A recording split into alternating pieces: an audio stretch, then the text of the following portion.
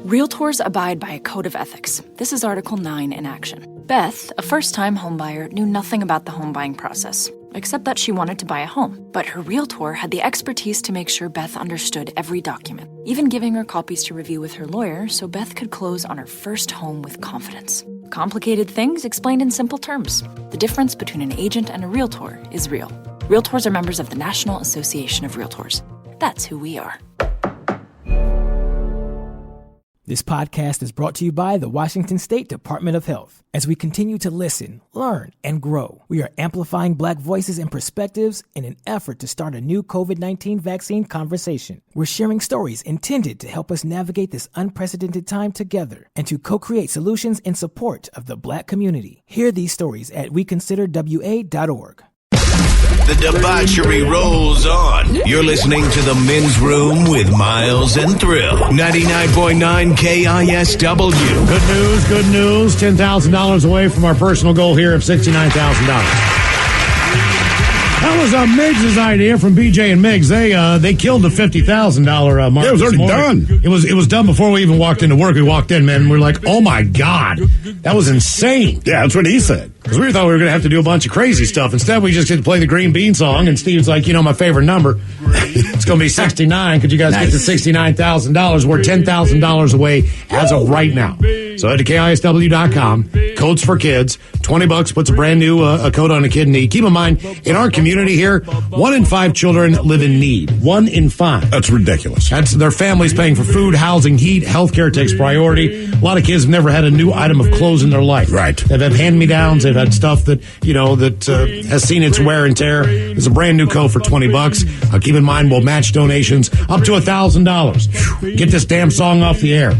By the way, Mike, not to get into the technical world because nobody listening cares, but someone here might want to reach out to engineering and says, hey guys, not sure if anyone else has mentioned this, but I think you have an audio glitch. There's a song about lean means. It's running in the background of your show. Get out of here. Yeah. I'll get Chaz on that. Yeah, let's get Chaz down here. I'm hearing a little faint of something weird myself. Yeah, Ryan Castle said he's walking down the hallway, and based on the fact that the speakers are mono, the only thing he can hear is the Green Bean song and just us mumbling in the background. So if you're listening on the clock radio, we apologize. You need to head to KISW.com and donate. And what is the name? Someone And here. you need to buy a new radio. Yeah. Somebody update from the clock radio. Who does the Green Bean song? Is it That would be the Hungry Food Band. Hungry Food Band. They've got a whole album. I mean, they sing about all kinds of stuff, not just green beans. We picked that one because we were doing a sit and spin near Thanksgiving. We needed a song that involved green beans. It wasn't very many. Legitimately why we found the song. Very many to pick from, so we took that one. Yeah, if you Google it, you can find their whole album. Mm-hmm. Whether it was worth it or not, they're going, what in the hell's going on in Seattle? We've never had anybody say, why are we selling albums? Why are people downloading this? On whether it was worth it or not, I might have spent too much on blank. 206-421-ROCK. By the way, someone else accused us of violating some of the rules of the Geneva Convention. Someone here says, it doesn't matter if you stop playing Green Beans. The damage is already done. I just got out of the doctor's appointment where I was humming it. I know. Every time we go outside, beans, green beans. Trust us. I know. Every time we get on the elevator. It's the same thing. Hello, Aaron. Welcome to the men's room. Aaron or Darren? You. Oh, okay. Hey. So I spent about 32 years or so in the military, and this year I retired. Wanted to have a top shelf party, so I started buying some liquor. Ended up with a $1,000 bottle of scotch. Ooh, what is the scotch? It was a 29-year-old single malt Boone Hobbin. How peaty was that? It was not. It was just smooth and delicious, like the nectar off an angel's nipple early in the morning. Well, okay. I know that tastes well. Early in the morning. Yeah, not that afternoon. Look, I'm assuming I've walked through Bevmo enough. You can't just walk into Bevmo and buy a $1,000 bottle, can you? Or do they have that? No. You have to order it from Scotland. The problem wasn't that I bought it. The problem was that I didn't tell my wife. So, but 32 years. I had a bunch of liquor. And then, my son, who was doing the bartending at my, event, decided to open it and start pouring it for people. And I was like, hey, slow your roll there, buddy. $1,000, brother. You're down, big rig. Right. And he was like, oh, I didn't realize. Sorry about that. And then he told Mama, he was like, "Yeah, did you know that this was $1,000?" Man, hey, you need to communicate with your son, like, bro. What I share with you do not share with your mom. Yeah. Now, you keep talking about this bottle in past tense. Does that mean all $1,000 has been consumed? I have one shot left for my 1 year anniversary of retirement. So I do have one small little dram left, and I will drink that on 9/11 next year. If your wife really hates you, she's going to drink that shot before you get the chance. I got to ask you, what are you doing now that you're retired? I mean, obviously you should be doing nothing, but I mean, what as little as possible. Okay, so you're not working or anything, no side gigs, nothing, just to occupy your time. No, yeah, of course you work. You can't just stop. So, I'm a giant nerd. Welcome to the Pacific Northwest, and just enjoying what I'm doing and not having to put on the uniform anymore. But 32 years was good. Yeah. How much money did you spend total on your booze? So there's $1,000 for the scotch, but how much money total for all the booze you ordered for your top shelf send off? There were 67 bottles total, and there were probably $3,500 to $4,000. Okay. So why didn't you invite us? I had a Macallan 18, which is about $4. Yeah. I had a bunch of Macallan 15s. I had I think 18 bottles of scotch, and then I had a bunch of gin and a bunch of rye whiskey from some craft distilleries. And then I rented and chartered a boat, so we actually put I thought, the pandemic sucks, so why not let's do this right. No, I hear you, brother. I like the spirit. Yeah. Mm-hmm. Okay. Yeah. I mean, I just had that same thought. I just never actually did it. What's the most expensive alcohol you guys have drank in here? Because I want to say that I have bought a shot of Pappy Van Winkle before. How much was it? I want to say it was probably $45 at the time. So I didn't really do it as a shot. I sipped it, okay? But it wasn't like the oldest bottle that you can buy. But I did at one point in time. This is kind of crazy because Pappy's got a pretty good price tag on it. I entered my name into a lottery to be able to purchase a bottle of Pappy Van Winkle, and I actually won that lottery. All right. Now, it was the lesser of the bottles. Doesn't matter. It was the 13-year bottle. Do you know what they charged me for that at Bevmo when I entered the lottery? Face value. I spent $27 on that bottle. Oh, because you could buy it just at face value. I bought it at face value. Yeah. I could have turned around and sold it probably for $100, right? Is that what they roughly retails for? That's what it sells for. If you like back in the day, if you walk into a place in Kentucky that has it, you just buy it. It's $27. Right. You know what I mean? So I was like, because I was walking in there expecting to spend $100, $150. Pat, again, I've had some very good Pappy Van Winkle that somebody else gave me. Of course. But Pappy has been there forever. In that same distillery. Just somewhere like 10 years ago, all of a sudden somebody found it and was like, this is the most rarest. Like, it became almost like a hipster thing. Yeah. But just older hipsters that have money. Now look, I don't know a ton about whiskey other than the fact that I enjoy it.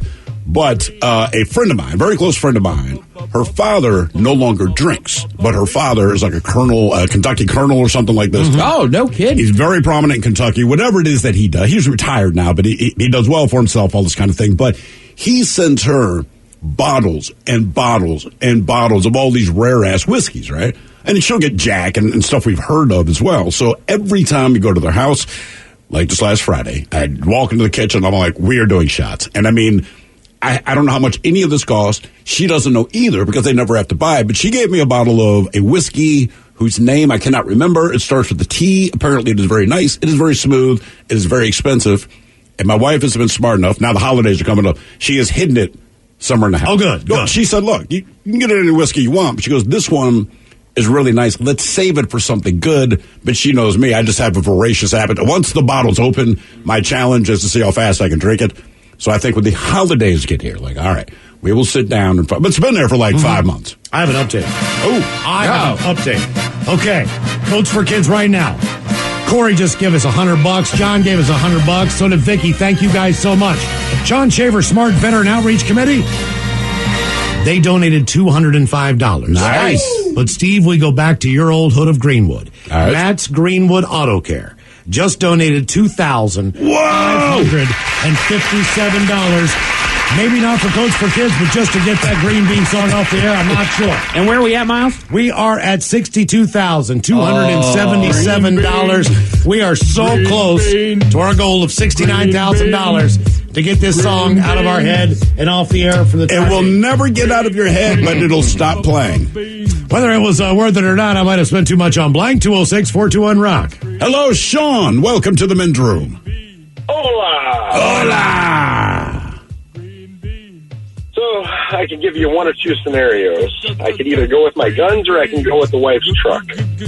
Well, trucks are not cheap, man. Well, so we bought the truck. It was a 2016 Ram 2500, and she wanted an upgraded suspension this year for Christmas. So far, I've got the front coil springs, rear coil springs, all Carly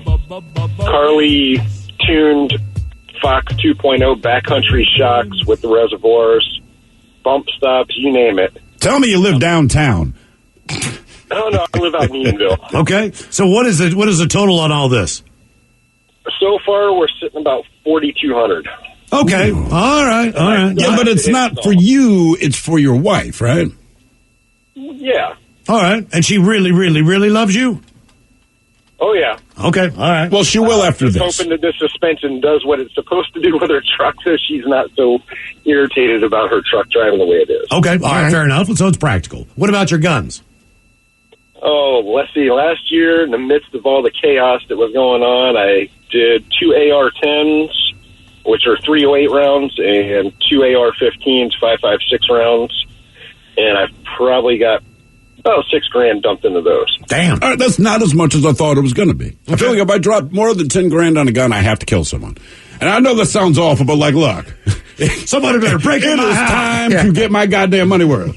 I'm not just doing target practice for $10,000. Leave the door open at night. Right. I'm leaving free stuff on the porch and shooting you. Like, I've spent too much money not to shoot another goddamn person. Whether it was worth it or not, I might have spent too much money on blank. 206-421-ROCK. Green bean. Hello, Catherine. Welcome to the men's room. Hola, gentlemen. Hola. Green. I would say I have spent far too much money on car repairs. I am interested in a pretty quirky, unique brand of car, and they're hard to find. And so my original one, when its engine went toast, I spent $8,200 to have that engine rebuilt by a specialty shop. What is the car that you are interested in? Saab. Really? Which one, a 900 or a 9,000? No, it's a 9.3 Vigan. It's named after their fighter jets. It's like a factory-tuned little sport coupe or four-door. So is that before, is that an early 70s version, or is that in the 90s? It was late 90s, very early 2000s that they came out with this specific one. I own a bunch of other classic ones. This is just where I've spent the most money is on this one. And Saab... My original one... Sorry, go ahead. Saab's not making vehicles anymore, correct? No, they're not. Out of business for the last decade. So did you notice the price increase when they stopped producing cars? Oh, yeah. I mean, they're not worth a ton to begin with. For some of the more basic models, because they are hard to service, they're hard to find, but some of the more desirable models have definitely gone up in price. Well, they also they were one of the first major car manufacturers to put turbo in the majority of their cars. Now, like a 900, when you drove it, the engine sat on top of your feet based on the hood of the car, which made the car kind of hot underneath your feet. Mm-hmm. Is your car like that? Not this particular one, but I have driven a 900 and experienced that, yes. But I'll tell you what, man, it does sound like if you were in a Saab and you've got a stick, it almost sounds like you're driving a fighter jet. My brother had one for a while.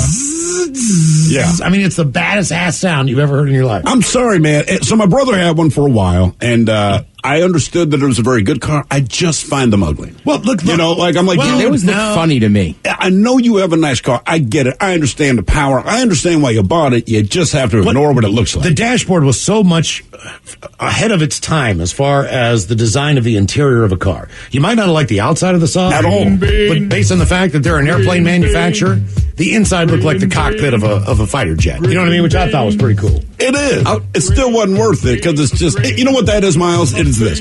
That is a blind date car. Where you go like, hey, don't judge it by the outside, because inside it's solid, right? Yeah, I'm with Thrill. They're awesome cars. Right. Like I just never liked them. I thought they looked ugly. And that's all it is. Right. You know, I don't even like Porsche 911s. Like, I know like Seinfeld collects them and stuff. I think it is an ugly looking car. Well, I don't necessarily, but I understand why you think so. Yeah. To me, the 911 is kind of like a bulldog. Bulldogs are cute based on the fact that they're so ugly. You know what I mean? Like, there's an ugly level where you're just ugly. Like this one dude's kid who I met. But other times, it's like, you're so ugly. I can't explain this. No. It sounds bad. My wife always says, hey, be nice. I'm like, I'm being nice. I'm not being mean, and I didn't tell the kid that he's ugly. This dude's kid was so ugly. It just blew my mind. So, like, every time I would see this guy and his kid's there, all I could think is like, God damn, that kid's ugly, man, because it's unbelievable. It is Codes for Kids Day. Head to KISW.com and donate now. $20 puts a brand new coat on a Washington State child in need. Please help us help the Washington State Council of Firefighters and Operation Warm. As soon as we get to $69,000, we stop playing green beans. Promise. Our question, whether it was worth it or not, I might have spent too much on blank. You are listening to The Men's Room. Realtors abide by a code of ethics. This is Article 9 in action. Beth, a first-time homebuyer, knew nothing about the home buying process, except that she wanted to buy a home. But her realtor had the expertise to make sure Beth understood every document, even giving her copies to review with her lawyer so Beth could close on her first home with confidence. Complicated things explained in simple terms. The difference between an agent and a realtor is real. Realtors are members of the National Association of Realtors. That's who we are. This podcast is brought to you by the Washington State Department of Health. As we continue to listen, learn, and grow, we are amplifying Black voices and perspectives in an effort to start a new COVID-19 vaccine conversation. We're sharing stories intended to help us navigate this unprecedented time together and to co-create solutions in support of the Black community. Hear these stories at weconsiderwa.org. $20 million, $19 million, $6 million. These are all awards recovered for clients of Phillips Law Firm. To win big, you have to fight big. And Phillips Law has been fighting the too big to fail insurance industry for decades. Not every case will have a multi-million-dollar outcome, but Phillips Law will fight just as hard to recover the outcome you deserve. If you or a loved one has been injured in a car accident or on the job, call or click today at 1-800-JUSTICE or visit justiceforyou.com. This Father's Day, refresh Dad's tool collection with the sweetest brands like Cobalt at Lowe's. Right now, you can buy one select Cobalt 24-volt Max kit and get one select Cobalt Bear tool free, up to a $139 value. The gift of powering Dad's summer projects is priceless. Shop Lowe's in-store or online today to make it happen. While supplies last, valid 5/2 through 7/31. 99.9 KISW. The men's room is in progress. Codes for Kids Day. Getting closer to our goal of $69,000. I can't imagine the why. Song. Thank you, Chase. And Jake, Amy, and Max. Also, Nicholas donated $100. Dale threw in some cash. So did Amanda. Thank you guys for the donation. Keep in mind, all of these donations will be matched up to $1,000. Right. So we can hit that $69,000 hopefully quicker than not and put a brand new coat on a kid in need here in Washington State. And stop playing the song. Mike, what did Castle tell you?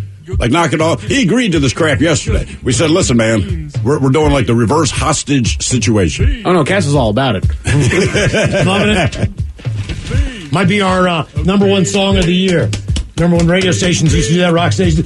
Top 100. I have 2021. I have not done it yet, but somebody texted in earlier, said, right now, I guess, if you Google the Green Bean song or something to that effect, KISW comes up. Really? Okay. I feel proud about that kind of. Are we proud about that? Yeah, sort of. Whether it was worth it or not, I might have spent too much on blank. 206-421-ROCK. One quick last note about the Green Bean song. So what's the name of the Happy Food Band? Hungry Food Band? Hungry Food Band. Let's say we can do Red Festival again this coming summer, right? Get the Hungry Food Band these guys. Hey, why not? I bet they're not busy. And I imagine they're affordable. You would think. I would think. All their songs are also like a minute and a half. So you can listen to their album like in 15 minutes. Yeah, and regret it. But still, I would definitely hire them to play Red Festival. Would you play bass with them? If you can keep up. If they have a song that has bass. This is all Miggs or Castle. They just need the drums. Would you sing with them, Tim? Beans. This is in your wheelhouse. Yeah, there you go. All right, he's not really singing. He's talking. That's why I was asking. Hello, Joe. Welcome to the men's room. Hola. Hola. So, my story is that I'm a collector of Magic cards, and I would argue that the most expensive card I have ever owned was worth approximately $5,000. Now, did you pay $5,000, or is it one of those cards you got and then it accrued some interest after that? I paid about $2,500 for it. All right. Now, do you actually play Magic? I do indeed. Okay. Now, that goes because some people collect the cards because they want the money for it, but they don't play. For some reason, it irritates me. Not that I play, but that bugs me. But is it the Black Lotus card? Was the last time I heard that there was a Magic card that was ridiculous? That one's still ridiculous. Okay. How much would that retail for? Depending on the quality of the card, the most expensive I've seen one sell for was like $15 million, and that was at an auction. $15 million? Okay, is this the rarity? Is this the rarity of the card or the power of the card? In other words, if you were to play this card, would you basically win Magic the Gathering in that game? You know what I'm saying? Like if I play this card, do I get a substantial advantage? Do people back up and go, "Oh my God," or do you just? There are a lot of cards that are like that, but value is determined by two things: how old is the card, and how rare was the card when it came out. Okay. And then you have card condition and whether or not it's foil or not. Have you ever played this card while playing Magic? I played that 5K one once. Now, were the people around you impressed? Did they even know? A few of them were impressed, but I currently no longer own that 5K card. Did you sell it? No, someone broke into my car when I wasn't around it and took my backpack full of cards. And that was one of the cards that was in there. Do you think they had any idea what they got? You know, based on what else they took out of my card, I'd say it's safe to say. Okay, all right. Well, so what else did they take? Do you think it was an inside job? Maybe. Damn. I was in a grocery store, and I came out, and my window was all busted up. Sounds to me like just a random smash and grab. I don't think they really knew what they've got. That would be my guess anyway. I mean, that's why, like Seattle, you just can't leave backpacks in the front seat. I had a smash and grab anywhere with a hair club scar. Left my backpack in the front seat of his car. Oh, there you go. We were in Ballard, and my backpack was gone, and the entire car was covered in glass. But at least that's funny. Because it cost Hair Club more than it cost you. No, it cost him a ton because here's what happened. As soon as they broke that window out, for whatever reason, the car just kept going through a laundry list of problems that had nothing to do with the window, but had everything to do with the car. So he had to drop more money. So then the car basically just became a limit after that. Yeah. So he had to trade the car in and buy a new car. Because you left your backpack. Seriously. I mean, that was the beginning of the end of that car. It was a really nice black BMW. No longer. By the way, someone just chimed in and said that Black Lotus Magic card. It says it's so powerful that it's banned from tournaments. Wow. So if you're playing in a Magic the Gathering tournament and I have this card, I can't even use it. That's ridiculous. Right? Yeah, think about that. If you apply that to any other competition, right? Mm-hmm. So that'd be like the Cardinals last night after the football game saying, hey, we lobbied the NFL and we can't play the Rams if Aaron Donald is playing defense. Because it's too good. He's that good. Update! Update on Codes for Kids. Get there. Justin, thanks for the $71. Jeff, thank you for the $71. You guys must be in cahoots. Christina gave $41. Karen gave $275. Woo! And Curtis just donated $1,000 for Codes for Kids. See if we can get this Green Bean song off there. Let me see if I can get you guys an updated total. Here is the updated total. Keep in mind, we're trying to get to $69,000. $64,217. You know what that means, Miles. We're getting closer. We are getting close. What does that mean, Mike? We're just not close enough. Green bean. Hey, not everyone hates this song. Text just came in. The only person that is happy to hear this song is my 4-year-old in the back seat singing it. Sure. Hey, we love kids. Green beans. Sing it louder. Maybe they'll actually eat the green beans now that they like the song. You know what? No chance. Green beans. Come on. You're saying if Little bacon fat, some onions. I'm singing this to my kid because they're singing it in the car, and now I got green beans on the fork. French cut green beans. Here it comes. You're saying they don't eat them? Do with a little, I don't know, sesame oil, maybe some red pepper flakes. Throw, would you eat them? Absolutely not. Right? I'm just like, yeah, people don't like veggies, and that's a 4-year-old. Whether it was worth it or not, I might have spent too much money on blank. 206-421-ROCK. At least fruit's sweet. True. Hello, Andy. Welcome to the men's room. Hola, bichola. Hola. So, spent 25 years of my life in professional kitchens, spent a ridiculous amount of money on knives. But at least at the time, you were using them for work, correct? Absolutely. But one knife in particular, I still own, I will always own. I love this knife, but I paid $1,500 for a chef knife to be custom made, Damascus steel by a master smith for me. There's not another one like it in the world. And was it made in Japan or was it made here in the United States? Made here in the United States. Actually, one of a master smith. He used to work right underneath the Spokane on Spokane Street, underneath the West Seattle Bridge, by the name of David Lish. He's internationally known for his Bowie knives and swords, but he built my custom-made 8-inch chef knife. Is it a day-to-day, or can you use it day-to-day? I mean, is it one of those things where you want to just basically look at it, or do you want to, You use it. Oh, it's not a showpiece. I mean, I had it for the last 4 years of my chef career, and I used it every day, daily, for hours and hours at a time. I cut everything with it. It is razor sharp to this day. It's a beautiful piece of equipment, but $1,500 was a deal for it. Okay. And I paid $1,000 and $500 in credit at the restaurant that I owned at the time. Oh, nice. And yeah. Well, let me ask you this. I mean, that is different because it's a tool. Right. It's a tool, but he's right where if you're cooking professionally, the stuff, your personal knife collection, right? Because it's personal to you, how you want the blade to be, just based on the way you cut. It's hard to say it's worth the money, but it is money you're willing to spend. Could you cut green beans with it? 100%. But I will say that out of my entire career, that one knife cost as much as pretty much the rest of my knife. Oh, easily. Yeah. Without question. You know what's funny? You talk about a master smith. That's what Ted insisted I call him when we first met.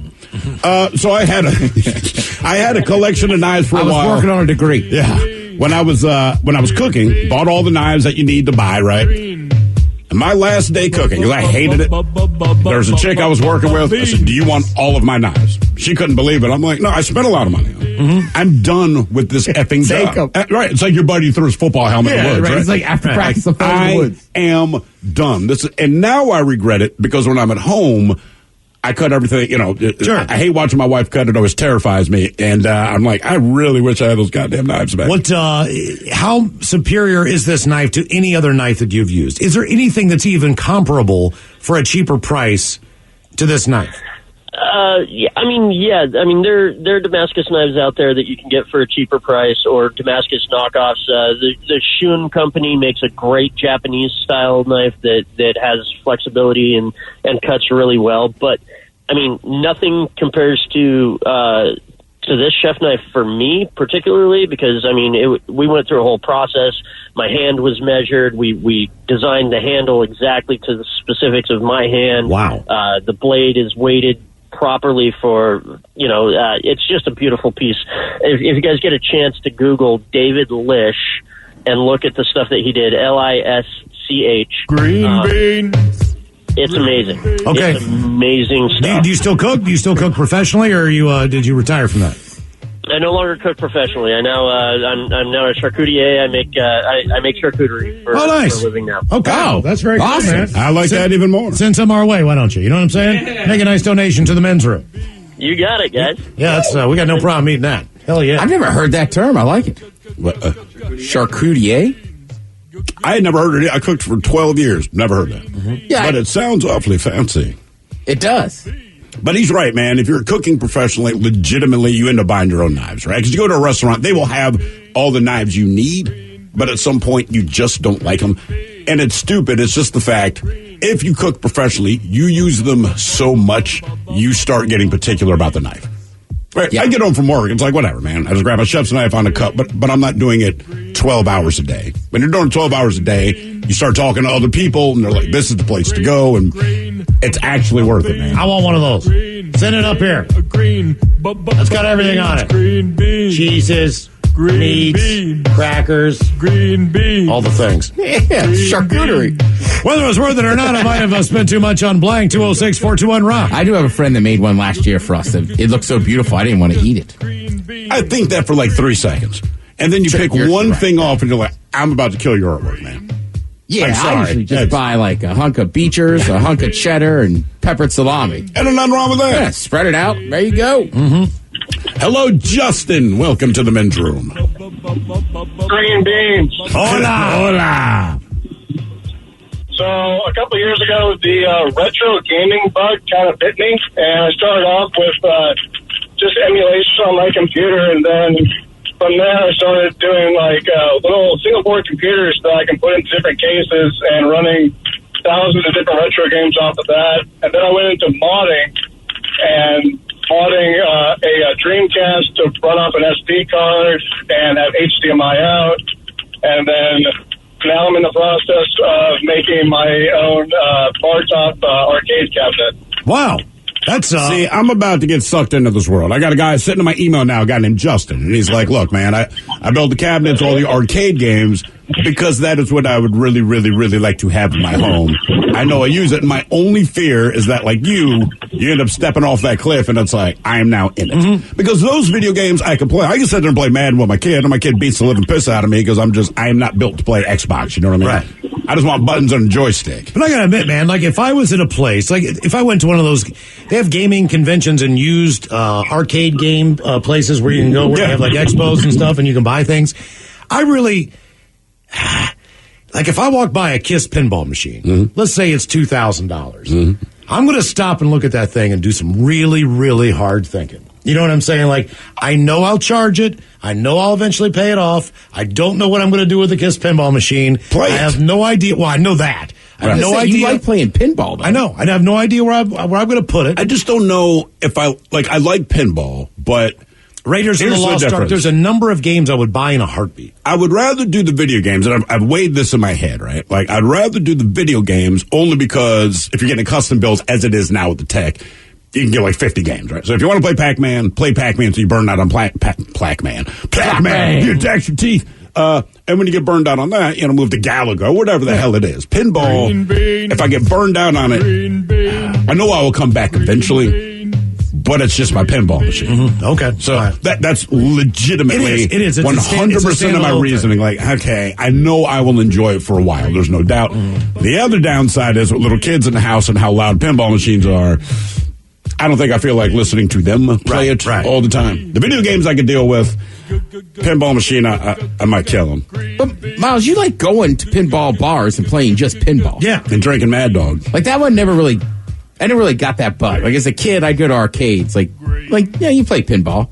But it's different when it's in your home. Right, if you play it that much, like, yeah, it's expensive, but you'd actually play it. I'm with you. I'd buy one of those stand-up ones that has all the arcade games. That's, so I'm going to work with this guy and figure out what we can put together because I don't mind if the kids play. It's more fun to play. I enjoy those games. And those games are harder to find at a standard place now. Yeah. You know what I mean? But when I was growing up, my uncle actually had a pinball machine. And I realized every time we visited, probably twice a year, my brother and I would be all over that thing.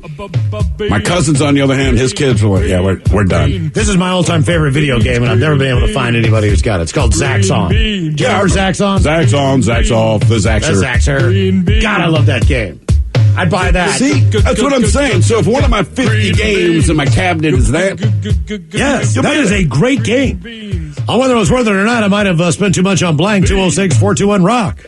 Hello, Aaron. Welcome to the men's room. Hola. Hola. So, last year I bought a house and I figured I needed to welcome myself to the neighborhood. So I spent $2,100 on fireworks for the 4th of July. Was this for the entire neighborhood to enjoy? Well, I'm sure they enjoyed it, but it's pretty much just for me and my Right. Or did they enjoy it? Maybe they didn't enjoy it. Yeah, right. It depends on your neighbor. You know what I'm saying? Are these decent fireworks? I had zero complaints, so I think they enjoyed it. I mean, look, when I lived in Greenwood, there was a family that lived down the street, and every 4th of July, they pretty much put on a better display than they did at the goddamn Space Needle or at Gasworks. I mean, it was ridiculous.